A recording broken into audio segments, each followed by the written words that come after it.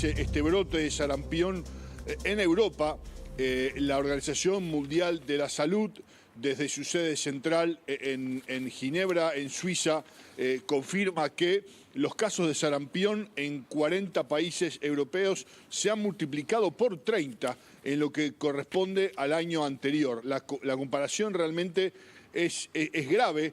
Llama enseguida a todos los padres a chequear el estado de vacunación de sus hijos, a ver a los pediatras, en chequear síntomas de fiebre, de tos, de secreción nasal, erupciones en el cuerpo, y muestra como ejemplo en Europa a España, que declaró en el 2017 como que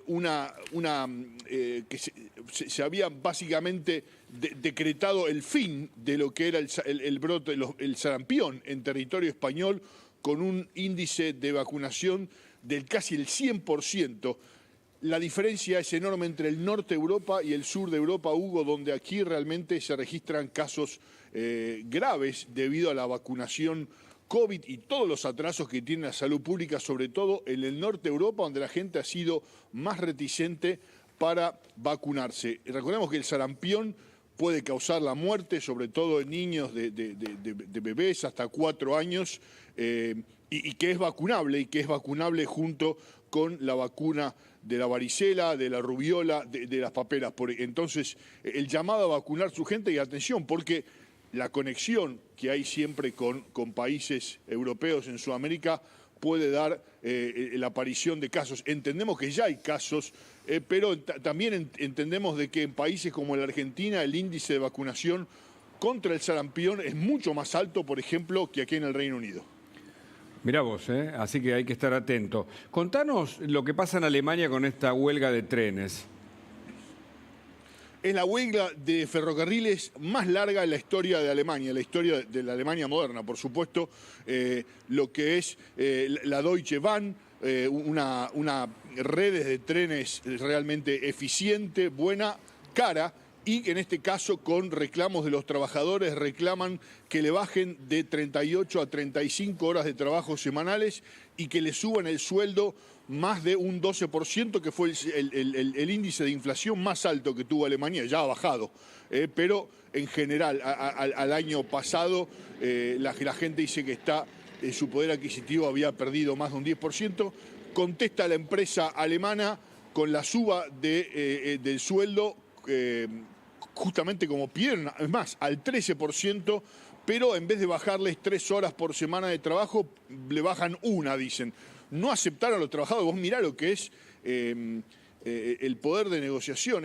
La diferencia es muy poca y así todo han ido esta huelga que ha realmente privado a Alemania del 90% de los servicios de trenes de corta, larga distancia y suburbanos también. Realmente a un costo potencial, dice el ministro de Economía alemán, a 1.100 euros, 1.100 millones de euros, una fortuna en 6 días solamente, Hugo, porque padece la cadena de suministros alemana, se ve gravemente afectada por la falta de barcos desde el Mar Rojo hacia el puerto de Hamburgo, debido a los conflictos que hay en Medio Oriente, por lo tanto dependían del tren, y ahora con esta huelga que va desde ayer hasta el lunes, en una duración inédita para Alemania. Mirá vos, impresionante, Y contanos lo del Reino Unido, que propone ser mediador entre Israel y Palestina. Sí, la vista de este conflicto en el Reino Unido siempre ha sido diferente. ¿Por qué? Porque Palestina era un protectorado hasta la creación del Estado moderno de Israel, y realmente los británicos dejaron un desastre cuando se fueron. Obviamente las prioridades en ese entonces dicen que eran otras. El Reino Unido venía o necesitaba reconstruirse después de haber sufrido los bombardeos nazis en la Segunda Guerra Mundial. Dejó todo en manos de las Naciones Unidas. La división del Estado moderno de Israel con Palestina no funcionó. Bueno, ahora vuelven los protagonistas similares. ¿Por qué? Porque David Cameron, el ex primer ministro y actual ministro de Relaciones Exteriores británico, estuvo reunido con Benjamin Netanyahu, el mandamás en Israel, y junto con representantes de Qatar, de los Estados Unidos y de Egipto, se proponen para mediar que los israelíes, un cese. Básicamente lo que proponen es un cese del fuego inmediato y un reconocimiento del Estado Libre de Palestina por parte de Israel, para que la guerra se termine y con el apoyo británico en cuanto a inteligencia de los Estados Unidos, de los cataríes, de los egipcios y de las Naciones Unidas, exterminar directamente, extirpar a los terroristas de Hamás y dejar a la población palestina viviendo en un Estado soberano, libre, reconocido y en paz con una zona controlada por las Naciones Unidas. Por el momento entendemos que la propuesta se hizo en el día de hoy en Israel, que David Cameron estuvo con Netanyahu y también estuvo con Mahmoud Abbas, el presidente de la autoridad palestina, y que por el momento el rechazo de los israelíes ha sido rotundo, pero que hay espacio para negociar.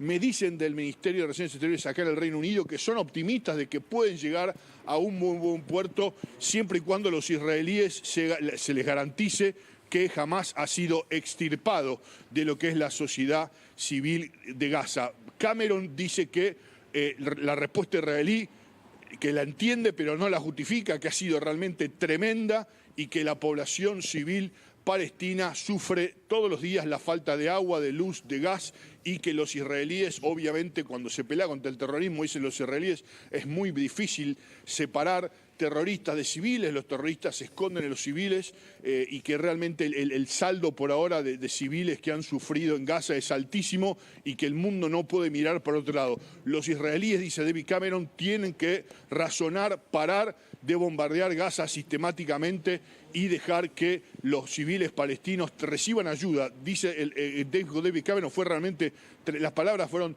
esto es el principio de otro genocidio más. Y que necesita la gente en Gaza, sobre todo, necesita que entren decenas más de camiones por hora, porque realmente la falta de medicina y de servicios básicos es alarmante. Interesantísimo, como siempre. Cristian, muchas gracias por este panorama tan completo. Un gran abrazo. Abrazo grande, Hugo. Hasta luego.